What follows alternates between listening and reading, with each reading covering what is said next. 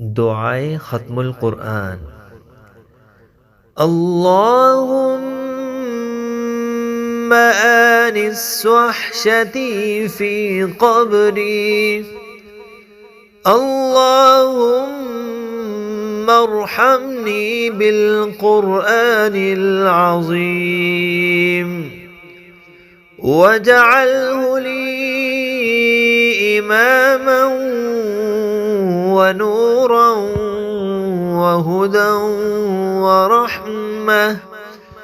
اللهم ذكرني منه ما نسيت، وعلمني منه ما جهلت، وارزقني تلاوته آناء الليل وآناء النهار، واجعله لي حجة يا رب العالمين.